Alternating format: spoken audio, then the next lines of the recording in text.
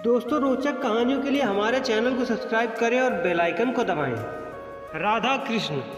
सतयुग और त्रेता युग बीतने के बाद जब द्वापर युग आया तो पृथ्वी पर झूठ, अन्याय, असत्य, अनाचार और अत्याचार होने लगे और फिर प्रतिदिन उनकी अधिकता में वृद्धि होती चली गई। अधर्म के भार से पृथ्वी दुखित होती।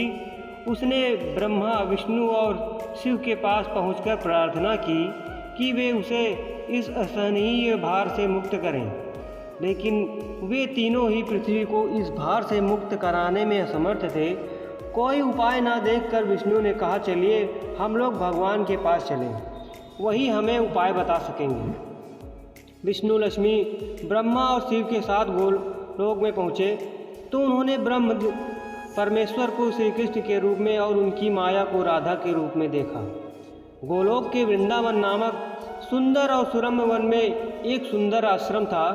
उसी के निकट एक नदी बह रही थी। विष्णु ने परब्रह्म परमेश्वर को पृथ्वी के दुख की गाथा सुनाई तो उन्होंने कहा, मैं पृथ्वी के दुख से परिचित हूँ। पृथ्वी को भार मुक्त करने के लिए शीघ्र ही मैं ब्रज में कृष्ण के रूप में अवतार लेने वाला हूँ। मैं वासुदेव की पत्नी देवकी के गर्भ से जन्म लूँगा और क्योंकि मैं अपनी माया से दूरी और माया मुझसे पृथक नहीं है, इसलिए मेरी माया राधा के रूप में बरसाने में विषभान गोप के घर में जन्म लेगी और उसके साथ बाद मैं पृथ्वी को इस भाग से मुक्त दिलाने का प्रयास करूंगा। क्योंकि एक एक पापी का वध करना कठिन है, इसलिए मैं ऐसा उपाय करूंगा कि संसार के समस्त पापी स्वयं ही लड़ भिड़कर पृथ्वी को भारहीन बना देंगे। आप लोग निश्चिंत होकर अपने अपने धाम को पधारिए और मेरे आदेश की प्रतीक्षा कीजिए। विष्णु आदि देवताओं ने परमेश्वर को प्रणाम किया और अपने अपने लोक आकर परमपिता के आदेश की प्रतीक्षा करने लगे। कुछ समय बाद ही अत्याचारी और अनाचारी मथुरा नरेश कंस के कारागार में बंदी वासुदेव की पत्नी देवकी ने एक बालक को जन्म दिया। बालक के रूप में जन्म लेने से पूर्व ही भगवान ने उन्हें अपनी योजना बताते हुए आदेश दिया था कि वासुदेव जी उन्हें गोकुल में नंदगोप की पत्नी यशोदा के पास छोड़ आए और उसी समय उनके गर्भ से जन्म लेने वाली कन्या को लाकर कंस के हवाले कर दें। वह कन्या मेरी योग माया है। वासुदेव ने ऐसा ही किया और कृष्ण गोकुल के नंदगोप की पत्नी यशोदा की गोद में पलने लगे। उसी समय उनकी माया ने भी राधा के रूप में बरसाने के विषभान गोप की पत्नी के गर्भ से जन्म लिया, जिसका नाम माता पिता ने बड़े चाव से राधा रखा। दो अलग अलग गांव में रहते हुए भी राधा और कृष्ण बचपन से ही एक दूसरे को चाहने लगे। वन में गाय चराते वक्त अक्सर राधा से कृष्ण की भेंट हो जाया करती थी।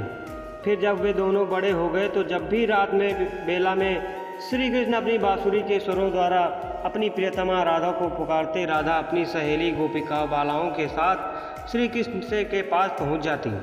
राधा और कृष्ण का यह प्रेम दो किशोर लड़की लड़की का प्रेम था जो थोड़े ही दिनों में ही पूरे ब्रज में चर्चित हो गया।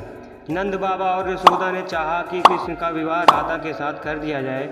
उधर बरसाने में विषभान और उनकी पत्नी कलावती भी यही इच्छा थी। एक शुभ दिन देखकर राधा और कृष्ण की सगाई कर दी गई। पूरा ब्रज प्रदेश आनंदोत्सव भरे हुए उत्सवों में भर गया, लेकिन उन दिनों का विवाह नहीं हो पाया कि कंस के आदेश पर अक्रूर कृष्ण को बुलाने के लिए मथुरा में वृंदावन पहुंच गए और अत्याचारी कंस तथा राक्षसी स्वभाव वाले उनके अनुचरों का वध करने के लिए कृष्ण को बलराम के साथ वृंदावन छोड़कर मथुरा जाना पड़ा। और मथुरा में कंस आदि का वध करने के बाद मथुरा राज्य की सुरक्षा का उत्तरदायित्व श्री कृष्ण को इतना उलझा दिया कि वह चाह कर भी वृंदावन नहीं जा सके। अपने जमाता कंस के वध का बदला लेने के लिए उधर उसके ससुर जरासंध ने अपनी विशाल सेना के साथ मथुरा को घेर लिया, लेकिन कृष्ण और बलराम ने अपने पराक्रम से जरासंध और उसकी विशाल सेना को पीठ दिखाकर भागने को विवश कर दिया। लेकिन जरासंध पराजित होकर भी शांत नहीं बैठा। उसके कई बार मथुरा पर आक्रमण किया। मथुरा एक छोटा सा राज्य था और मथुरा नगर को सुरक्षित स्थान पर नहीं बसाया गया था। अतः श्री कृष्ण ने मथुरा छोड़कर अन्य कहीं जाने का निश्चय किया और जरासंध की विशाल सेना के बीच से मथुरा वासियों को सुरक्षित निकालकर हजारों योजन दूर भारतवर्ष के पश्चिमी सागर तट पर ले गए और द्वारका नगर की स्थापना करके एक शक्तिशाली यादव साम्राज्य स्थापित किया। अक्रूर के साथ मथुरा छोड़कर आने के बाद कृष्ण और राधा का मिलन कभी नहीं हुआ, लेकिन वे आजीवन एक दूसरे को भूल नहीं पाए।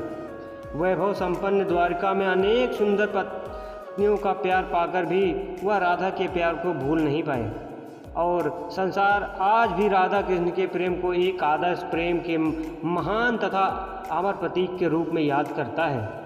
उनकी मूर्तियां भारत के मंदिरों में ही नहीं, विदेशों में भी अनेक मंदिरों में प्रतिष्ठित हैं, और लोग बड़े भक्ति भाव से उनकी पूजा और आराधना किया करते हैं। बोलो श्री कृष्ण भगवान की जय। दोस्तों, आपको ये कहानी अच्छी लगी हो तो लाइक कीजिएगा, शेयर कीजिएगा, और हमारे चैनल को सब्सक्राइब करके बेल आइकन को दबाइए, ताकि ऐसी कहानियों की नोटिफिकेशन आपको मिले सबसे पहले। धन्यवाद।